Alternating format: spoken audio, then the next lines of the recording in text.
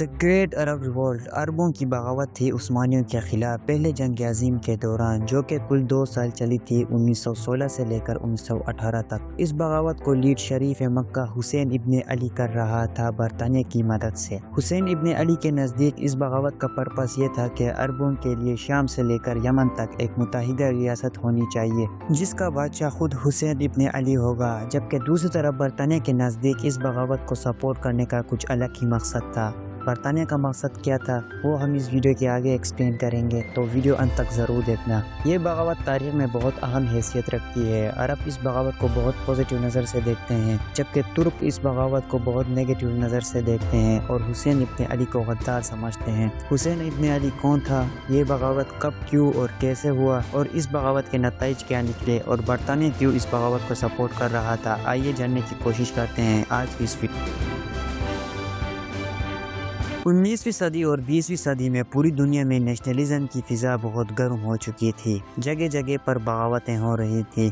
سلطنت عثمانیہ بھی اس فضا کی لپیٹ سے نہ بچ سکا۔ 1821 سے لے کر 1832 تک یونانیوں کی بغاوت، 1804 سے لے کر 1817 تک سربوں کی بغاوت، 1876 میں بلغاریوں کی بغاوت، یہ وہ کچھ اہم بغاوتیں تھیں جن کی وجہ سے سلطنت عثمانیہ بہت کمزور پڑ چکی تھی۔ مگر 1916 کی عربوں کی بغاوت سلطنت عثمانیہ کے لیے بہت مہنگی پڑی اور سلطنت عثمانیہ پہلے جنگ عظیم میں شکست سے دوچار ہوئی۔ نیشنلزم تو پہلی وجہ تھی، دوسری وجہ تھی CUP کے سیکولر، ماڈرن اور centralize policies. CUP committee of union and progress, یہ وہ پارٹی تھی جو کہ 1908 کی ینگ ترک ریولوشن کے بعد پاور میں آئی تھی۔ اس پارٹی نے سلطان عبدالحمید II کے ایبسولوٹ مونارکی کو ختم کیا تھا اور 1876 کے کانسٹیٹیوشن کو بھی بحال کیا تھا۔ 1909 میں سلطان عبدالحمید II نے کاؤنٹر کو کر کے اپنی ایبسولوٹ مونارکی بچانے کی کوشش کی مگر ناکام ہوا۔ اس کے بعد CUP کے لیڈرز نے سلطان کو جلا وطن کیا اور اس کے سوتیلے بھائی سلطان محمد V کو خلیفہ بنایا۔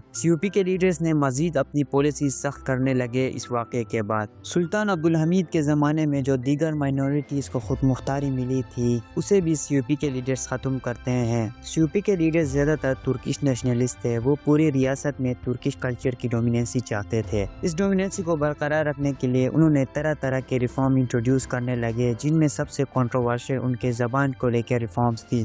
CUP کے لیڈرز نے پوری ریاست کی زبان ایلیمنٹری سکول سے لے کر فوج، ایڈمنسٹریٹو اداروں تک ترکش کر دی تھی، جس کی وجہ سے عرب اور دیگر مائنورٹیز جو کہ سلطنت عثمانیہ کے اندر رہتے تھے وہ بہت ناخوش تھے۔ ایک طرف عثمانی عوام ناخوش تھی تو دوسری طرف اس زمانے کے سپر پاور جیسے کہ رشین امپائر، فرانس اور برطانیہ اس فضا کا بھرپور فائدہ اٹھا رہے تھے اور باغیوں کو کھل کر سپورٹ کر رہے تھے۔ خاص کر کے برطانیہ عربوں کی 1916 کی اس بغاوت کو بھرپور سپورٹ کر رہا تھا، کیونکہ برطانیہ سلطنت عثمانیہ کو اندر سے کمزور کرنا چاہتا تھا۔ عثمانی فوجوں نے برطانیہ کو پہلے جنگ عظیم کے دوران گیلیپولی پر کافی ٹف ٹائم دیا تھا اور اوپر سے سلطان محمد V نے ٹرپل انٹان کے خلاف جہاد کا فتویٰ جاری کیا تھا۔ اس ٹائم پر دنیا بھر کے زیادہ تر مسلمان عثمانی سلطان کو اپنا خلیفہ مانتے تھے۔ جب اس فتوے کی خبر ہندوستان پہنچی تو ہندوستان کے مسلمان بھی ایک ایک کر کے برطانیہ کے خلاف ہونے لگے۔ برطانیہ ہندوستان کے 7 کروڑ مسلمانوں کو اپنے خلاف نہیں کرنا چاہتا تھا، اس لیے برطانیہ نے عربوں کو سپورٹ کرنے لگا، خاص کر کے اس شخص کو حسین ابن علی جو کہ اس وقت شریف مکہ تھا۔ شریف مکہ ایک عہدہ تھا جو کہ مکہ کے انتظامی امور کا خیال رکھتا تھا۔